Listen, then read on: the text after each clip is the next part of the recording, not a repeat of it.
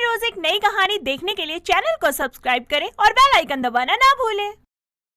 सरजू के पास 2 खेत थे जिसमें वो अनाज की खेती करता था और उसे बेचकर अपनी आजीविका चलाया करता। दोपहर के समय वो अपने दोनों खेतों की तैयार फसल में कीटनाशक का छिड़काव कर रहा होता है। क्या बात है सरजू, तेरे दोनों खेतों में तो फसल आ गई और पक्के तैयार भी हो गई। हाँ भोला, तभी कीटनाशक का छिड़काव कर रहा हूँ। पक्की फसल में कीड़े भी तो जल्दी लग जाते हैं ना। अच्छा सरजू, वो जो व्यापारी है ना, अरे वो जिसे हम फसल बेचते हैं, मैंने सुना है ना वो मंडी से कम दामों में फसल खरीद रहा है। अरे ये तू क्या कह रहा है भोला? भला कम दाम में हम व्यापारी को अपनी फसल क्यों बेचेंगे? अरे बेचनी पड़ेगी सरजू, बेचनी पड़ेगी, वरना फसल को लेके मंडी तक जाएंगे तो खर्चा बहुत हो जाएगा। कौन करेगा? कोई नहीं करेगा, इसलिए सबको मजबूरी में बेचनी पड़ेगी। वैसे मुझे तो बस पता चला है तो मैंने सोचा बता दूं। कितना सच है कितना झूठ है ये तो व्यापारी ही जानता होगा। अब मैं चलता हूँ, मुझे ना खेत पे जाके काम भी करना है। भोला अपने खेतों की तरफ चला जाता है और उसकी कही बातों को नजरअंदाज करके सरजू अपने कामों में लग जाता है। शाम के समय सरजू की पत्नी विभा खाना बनाते हुए उससे कहती है, सुनिए जी, अब अपना बंटू 5 साल का हो गया है तो स्कूल में उसका दाखिला करवाना पड़ेगा, तो उसकी फीस, कपड़े, किताबों में बहुत खर्च आएगा। अरे भाग्यवान, तुम क्यों खर्चे की चिंता कर रही हो? एक बार फसल बिकने दो, पैसे हाथ में आ जाएंगे तो बंटू का दाखिला अच्छे स्कूल में भी करवाएंगे हम। अरे पापा मैं भी राजू की तरह ना बैग लेके स्कूल जाऊंगा। हाँ बेटा, क्यों नहीं, तू स्कूल भी जाएगा और मैं तुझे अच्छे से पढ़ाऊंगा ताकि तू बड़े होकर कोई बड़ा काम कर सके। सरजू और अपने बेटे को देखकर विभा मुस्कुराती है। सरजू अगले कुछ दिनों में फसल की कटाई कर लेता है और अनाज लेकर व्यापारी के पास बेचने के लिए पहुंच जाता है। हाँ सरजू, अनाज बेचने आया है। दाल और चावल है, एकदम उन्नत किस्म के। चाहो तो आप एक बार खुद देख लीजिए। अरे उन्नत किस्म के हो या घटिया किस्म के, मंडी में आने के बाद आधे ही दाम पे खरीदूंगा मैं। पर ऐसा क्यों? इतनी मेहनत से उगाया हुआ अनाज भला हम आधे दाम में क्यों बेचेंगे? ज्यादा जुबान मत चला, वैसे ही सरकार ने अनाज के दाम मंदे कर दिए हैं। मैं तो इसके इतने भी देकर तुझसे खरीदने को तैयार हूँ, वरना तेरे जैसे भतेरे किसान हैं जो अपना अनाज बेचने के लिए खड़े हैं। बोल, आधे दाम पे देगा कि नहीं? नहीं, मैं अपनी फसल पूरे दाम में ही बेचूंगा, बल्कि ऊंचे दाम में बिकेगा मेरा अनाज। अच्छा है, बहुत अच्छा है। अब मैं भी देखता हूँ कहाँ से मिलते हैं तुझे दाल चावल के अच्छे दाम। फिर रोता हुआ मेरे पास आया तो अपने आदमियों से कह के तुझे धक्के मार के निकलवा दूंगा।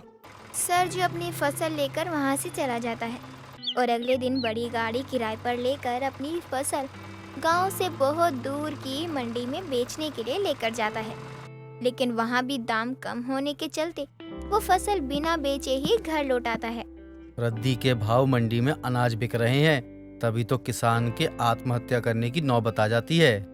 ऐसा मत कहिए, अब जब फसल नहीं बिकी तो क्या कर सकते हैं, हम इसी को खाकर अपना गुजारा करेंगे। यही करना पड़ेगा, क्योंकि मैं अपनी मेहनत से उगाए दाल चावल को इस तरह बर्बाद जाने नहीं दे सकता हूँ। मंडियों में अनाज के सही दाम ना मिलने पर सरजू अपनी फसल किसी को ना बेचकर दाल चावल घर में बनाकर ही खाने लगता है। इस तरह दाल चावल खाते हुए उन्हें आधा महीना हो जाता है। मैं नहीं खाऊंगा, मुझे नहीं खाना रोज रोज दाल चावल, मुझे कुछ और खाना है माँ। बेटा, घर में दाल चावल ही है, इसके अलावा कुछ खरीदने के पैसे भी नहीं है। मैं तुझे कुछ और कैसे बना कर दूं? बंटू बेटा, ऐसे खाने का अपमान नहीं करते हैं। चलो बैठो और खाना खाओ। दाल चावल तो सेहत के लिए अच्छा ही होता है। मुझे नहीं खाना, नहीं खाना, नहीं खाना, मैं नहीं खाऊंगा। ये लड़का कितना जिद्दी होता जा रहा है। अरे जिद्दी नहीं है, अरे रोज दाल चावल खाकर तो मैं पक गई हूँ, वो तो फिर भी बच्चा है, उसका भी तो मन करता होगा ना बाकी बच्चों की तरह स्वादिष्ट खाना खाने का। देखिए जी, बहुत हुआ, अब हम रोज दाल चावल नहीं खा सकते। आप बाकी के जितने भी दाल चावल बचे हैं उन्हें कम दाम पर व्यापारी को बेच दीजिए, कुछ तो पैसे हाथ में आ जाएंगे।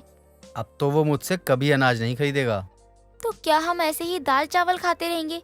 अरे इस दाल को बनाने के लिए जो तेल मसाला लगता है उसके लिए भी तो पैसे चाहिए ना।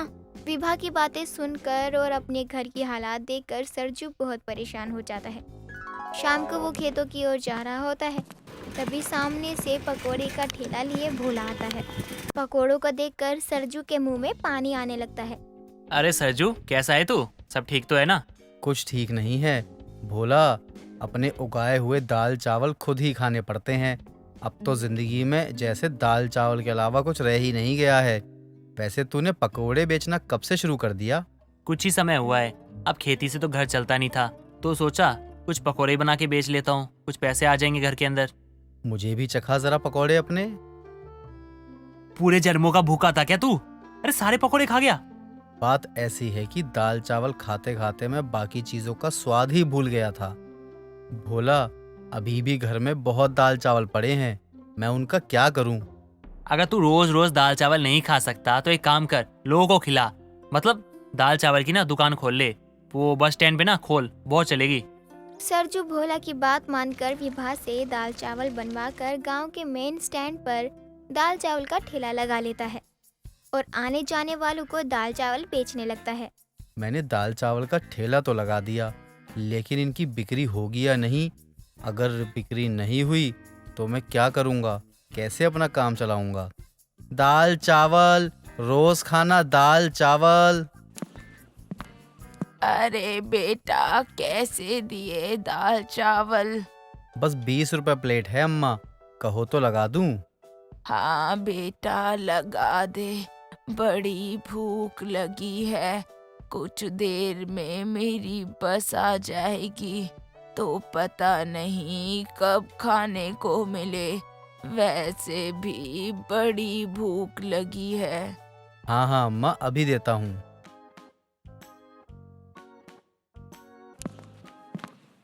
बड़े स्वादिष्ट दाल चावल हैं, बस थोड़ी पुदीना या धनिया की चटनी और सलाद हो जाता तो मजा आ जाता।